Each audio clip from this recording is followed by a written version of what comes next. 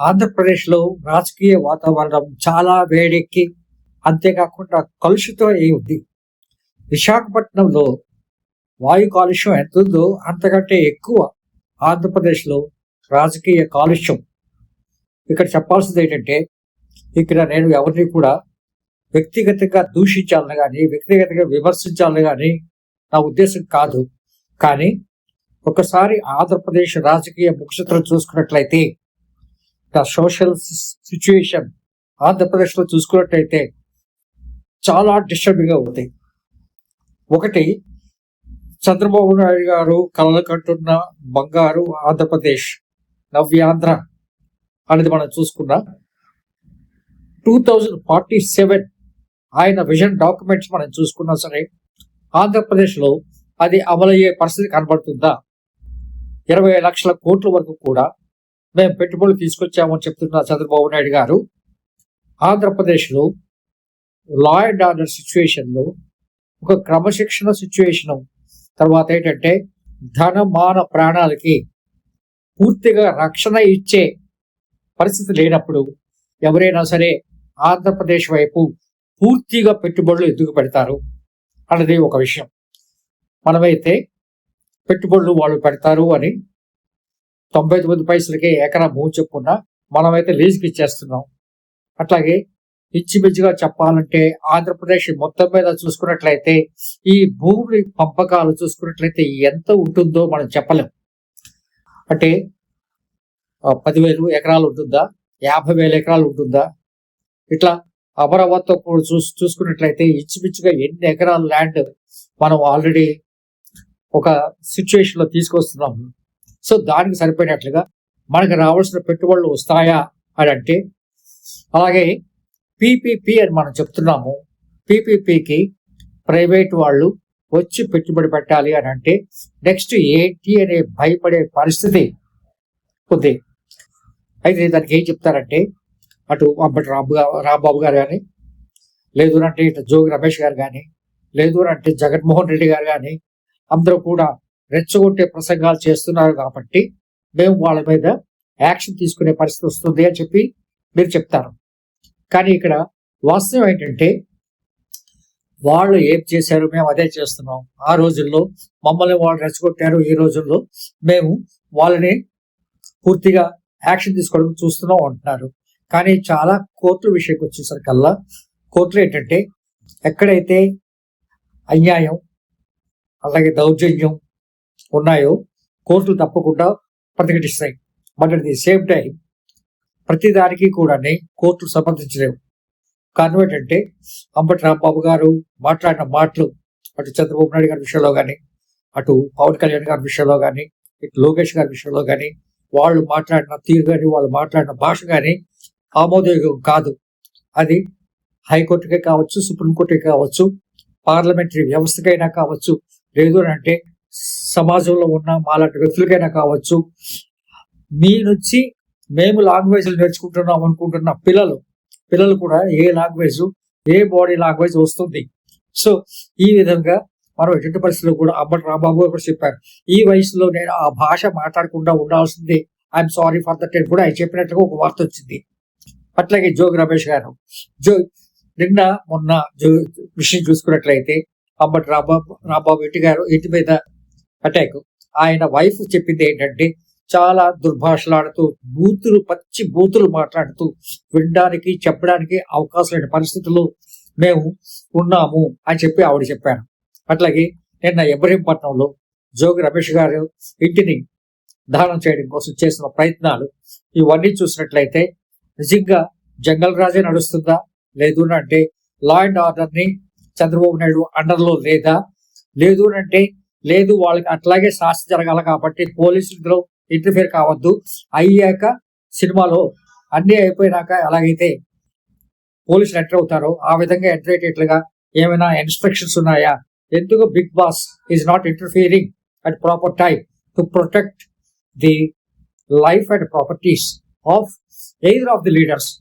వీళ్ళైనా తప్పు చేయొచ్చు, వాళ్ళైనా తప్పు చేయొచ్చు, ఎవరైనా సరే ఏంటంటే లా తన పని తను చేసుకెళ్ళిపోతుంది, చట్టం తన పని చేసుకో వెళ్ళిపోతుంది అన్న పరిస్థితి అయితే మాత్రం ఇప్పుడు ప్రస్తుతం కనిపించట్లేదు.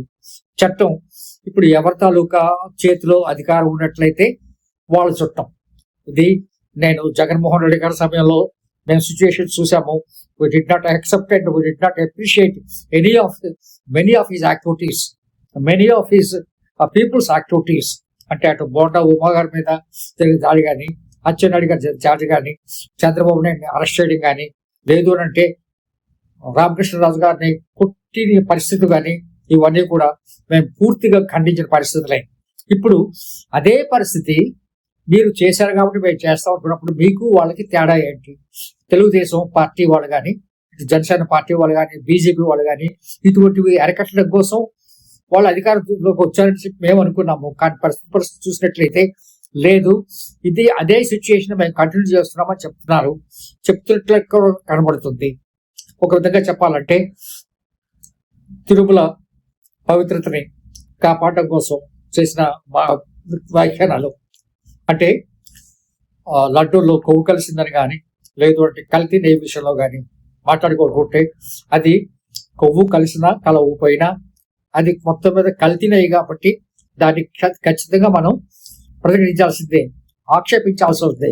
కానీ దానికి పరిష్కార మార్గాలు వాళ్ళు మమ్మల్ని చంపారు మేము వాళ్ళని చంపుతాము అనేది కాదు. నేను కాక మొన్న మనం ఒకసారి అక్కడ జనసేన ఎమ్మెల్యే ఆయన తాలూకా రాసలీలలు భాగవతాలు చూసినట్లయితే అసలు ఇటువంటివి చాలా జరుగుతున్నాయి. ఇప్పుడున్న కూటమి ప్రభుత్వం ఆధ్వర్యంలో కూటమి మెంబర్స్, కూటమిలో మోస్ట్ ఇంపార్టెంట్ పీపుల్ వాళ్ళు అధికారాన్ని అడ్డుపెట్టుకొని నిజంగా చాలా దారుణాలు చేస్తున్నారని చెప్పి ప్రతిరోజు కూడా ఏదో ఒక పేపర్లో మనం చూస్తూనే ఉన్నాం. ఇవన్నింటినీ చూసినట్లయితే చంద్రబాబు నాయుడు గారు ఇదే పంథాన్ని కొనసాగించినట్లయితే ఆయనకి చాలా కష్టం. ఇప్పుడు మేము చూసిన చంద్రబాబు నాయుడు గారు, ఆ రోజుల్లో మేము చూసిన చంద్రబాబు నాయుడు గారు చాలా డిఫరెంట్. ఇప్పుడు ఆయన నిజ స్వరూపం కనబడుతోంది. ఇక్కడ కంప్లీట్ గా ఏంటంటే ఆశ్రిత పక్షపాతం, అంతేకాకుండా బంధుప్రీతి. నిజంగా చాలా మంది ఏమంటారంటే ఆయన ఏదైనా చేస్తే కమ్మ వాళ్ళకి చేస్తారు, చౌదరీస్కే ఆయన ఫేవర్ చేస్తారు అని చెప్పి అన్నది ఈ రోజు మనకి గీతం యూనివర్సిటీలో ఈ భూభాగంతో చూసుకున్నట్లయితే మనకి ఇవన్నీ కూడా నిజమే అనిపిస్తుంది. ఇవన్నీ కూడా చంద్రబాబు నాయుడు గారికి మైనస్ పాయింట్. చంద్రబాబు నాయుడు గారికి సపోర్ట్ చేస్తున్న పార్టీలకు కానీ, లేదు అంటే అటు పవన్ కళ్యాణ్ గారు కానీ ఇది తీవ్రమైన నష్టం చేసే అవకాశం ఉంది.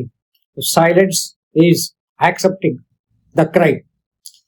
పవన్ కళ్యాణ్ గారు మేము ప్రశ్నిస్తామని చెప్తూ ఆయన ప్రతి విషయంలో కూడా కళ్ళు మూసుకొని వెళ్ళిపోతున్నారు. ఆయన అధికారం కోసం, లేకపోతే ఆయన ఉనికి కోసం, లేదు అంటే అని చెప్పి ప్రజలు అనుకునే పరిస్థితిని ఇటు పవన్ కళ్యాణ్ గారు తీసుకొస్తున్నారు. లోకేష్ గారు నెక్స్ట్ ముఖ్యమంత్రి చేయాలనే ఉద్దేశంతో చంద్రబాబు నాయుడు గారు చేస్తున్న ప్రయత్నాలు ప్రస్తుతానికైతే ఆయనకు మెజారిటీ ఉంది, దాన్ని ఎవరు కాదనలేరు. పవన్ కళ్యాణ్ గారు కూడా వ్యతిరేకించలేని మెజారిటీ ఇప్పుడు ప్రస్తుతానికైతే నారా చంద్రబాబు నాయుడు గారికి ఉంది. నారా చంద్రబాబు నాయుడు గారు పవన్ కళ్యాణ్ గారు నారా లోకేష్ గారిని కానీ ముఖ్యమంత్రి చేయాలనుకుంటే అది చిటికలో అయ్యే పని. కానీ ఇక్కడ మీరు 2029 ఎలక్షన్స్ లో మీరు పోటీ పడాలనుకుంటే ఆ పరిస్థితి మీకుందా అని చూస్తే ఇప్పుడు జరుగుతున్న అరాచకాలు, రాజకీయ హింస, అట్లాగే పూర్తిగా సెక్స్ భాగోతాలు, అట్లాగే లిక్కర్ లో జరుగుతున్న విషయాలు, ఇవన్నీ చూసినట్లయితే ఈ ప్రభుత్వానికి ఆ ప్రభుత్వానికి తేడా ఏముంది అన్న పరిస్థితి ఇప్పుడు సాధారణ ప్రజల్లో ఉంది. కాబట్టి మీరు దీని మీద దృష్టి పెట్టి మీరు చేస్తున్న కొన్ని యాక్సెప్టబుల్ కాని విషయాలు మీరు ఆలోచించాలి. అంతేకాకుండా అమరావతి, పోలవరం ఈ రెండే ఆంధ్రప్రదేశ్కి ముఖ్యమని కాదు, అన్ని ప్రాంతాలు ఇంపార్టెంట్. నిజంగా మీరు అనుకునేటట్లుగా 20 లక్షల కోట్ల పెట్టుబడి పూర్తిగా రావాలి అని అంటే 20 లక్షల పెట్టుబడితో ఇంచుమించుగా 50 లక్షల నుంచి 1 కోటి ఉద్యోగాలు నారా లోకేష్ గారు చెప్పినట్లుగా జరగాలి అని అంటే రాష్ట్రంలో మీరు చేయాల్సింది ఏంటంటే లా అండ్ ఆర్డర్ని పరిరక్షించడం. దెబ్బకి దెబ్బ ఈజ్ నాట్ ది ఆన్సర్. కుక్క కాటుకు చెప్పు దెబ్బ అంటాము, లేదు అని అంటే దెబ్బకి దెబ్బ. కన్ను అయితే కన్ను, ముక్కుకు ముక్కు, చెవుకు చెవు అన్న సిద్ధాంతం ఇదేంటంటే రాక్షస రాజ్యాల్లోనే ఉంటాయి. What we call this one ఆటవిక పాలన. It's a jungle Raj, man eat man society అన్న సిచ్యుయేషన్ లో ప్రస్తుతం ఆంధ్రప్రదేశ్ లో ఉంది. దీన్ని మీరు కరెక్షన్ చేయాల్సిన అవసరం చాలా ఉంది. లేదు అన్నట్లయితే మీరు ఖచ్చితంగా గీతం యూనివర్సిటీకి భూముల విషయం ఇవ్వడం విషయంలోని ఖచ్చితంగా మీరు రిజెక్ట్ చేయాల్సిన పరిస్థితి ఉంది. మీరు రిజెక్ట్ చేయకపోతే మూల్యం మీరే చెల్లించుకుంటారు. అంతేకాకుండా ఏంటంటే ఇది రాజకీయ చదరంగంలో ఒకరినొకరు కొట్టుకునే పరిస్థితి కాబట్టి ఖచ్చితంగా వైసీపీ వాళ్ళు నెక్స్ట్ అధికారంలోకి రావాలంటే మీరు చేసిన మంచిని కూడా చెడుగా చూపించే అవకాశాలు చాలా ఎక్కువ ఉన్నాయి. దానికి మీరు తీసుకోవాల్సిన జాగ్రత్తలు ఏంటంటే మీరు ప్రజలు నమ్మేటట్లుగా, ప్రజలు విశ్వసించేటట్లుగా మీరు మీ కార్యక్రమాలు చేయాలి. మీరు చెప్తున్నది ఒకటి, మీరు చేస్తున్నది ఒకటి అన్నది గీతం భూములతో మాకు కనిపించింది. సో మేము చెప్పేది ఏంటంటే మీరు ఇట్లా డబుల్ గేమ్ చేయకుండా మీరు ఒక జాగ్రత్తగా ఉండే ఒక అడ్మినిస్ట్రేటర్గా ఇంతకు ముందు ఎట్లా చేశారో అట్లా మీరు చేసినట్లయితే మీకు 2029లో మీరు అనుకున్నట్లుగా వచ్చే అవకాశం ఉంది. లేదు అని అంటే మా భయం అంతా ఏంటంటే నెక్స్ట్ మళ్ళీ మీ ప్రభుత్వం ఓడిపోయి నెక్స్ట్ ప్రభుత్వం వైసీపీ ప్రభుత్వం వస్తే పరిస్థితి ఏంటి అనేది ఆల్రెడీ జగన్మోహన్ రెడ్డి గారు, వైసీపీ నాయకులు మీకు పోలీసులకి కంటిన్యూస్ గా వాళ్ళు వార్నింగ్స్ ఇస్తూనే ఉన్నారు. మేము డిజిటల్ బుక్ మెయింటైన్ చేస్తున్నాము, ఇప్పుడు అందరూ ఏమి ఇచ్చారు దానికి డబుల్ మేము ఇవ్వబోతున్నాం అని చెప్తున్నారు. అదే కాకుండా జగన్మోహన్ రెడ్డి గారు, అంబటి గారు వీళ్ళందరూ చెప్పింది ఏంటంటే రేపు మా ప్రభుత్వం వచ్చినట్లయితే మేము ఫస్ట్ బొక్కలో వేసేది ఇటు చంద్రబాబు నాయుడు గారిని, ఇటు లోకేష్ గారిని, ఇటు పవన్ కళ్యాణ్ గారిని వాళ్ళు బహిరంగంగానే చెప్తున్నారు. ఇంతకు ముందు కూడా వాళ్ళు ఏం చెప్పారో అది చేశారు. చంద్రబాబు నాయుడు అరెస్ట్ చేయడం అనేది అంత ఈజీ కాదు, అటువంటిది వాళ్ళు అరెస్ట్ చేశారు. చంద్రబాబు నాయుడు గారు ఏదైనా చేయాలనుకుంటే ఆయన అంత ఈజీగా చేయలేరు. కానీ ఇటువంటి దందాలు కానీ మీరు ఆపలేకపోయినట్లయితే ఖచ్చితంగా 2029లో సైకిల్ పరిస్థితి ఏంటి, అట్లాగే తెలుగుదేశం పరిస్థితి ఏంటి, అలాగా పవన్ కళ్యాణ్ గారు ఏంటంటే బీజేపీ ఎజెండాలో ఆయన వెళ్తున్నారు. ఆయనకి ఆంధ్రప్రదేశ్ ప్రభుత్వం తలగా ఎజెండా కంటే బీజేపీ ఎజెండా ఆయనకి చాలా ముఖ్యంగా కనబడుతోంది. ఆయన ప్రస్తుతానికి అయితే అట్లాగే కనబడుతున్నారు. కానీ he is maintaining stoic silence in these things. So ఇవన్నీ మీరు ఆలోచించుకొని మీరు జాగ్రత్తగా ఆంధ్రప్రదేశ్ రాజకీయాల్లో మీరు కానీ జాగ్రత్తగా ప్రవర్తించకపోయినట్లయితే మీరు ఊహించిన పరిణామాలే ఎదుర్కొనే పరిస్థితి ఉంది. కాబట్టి దయచేసి this is our humble request.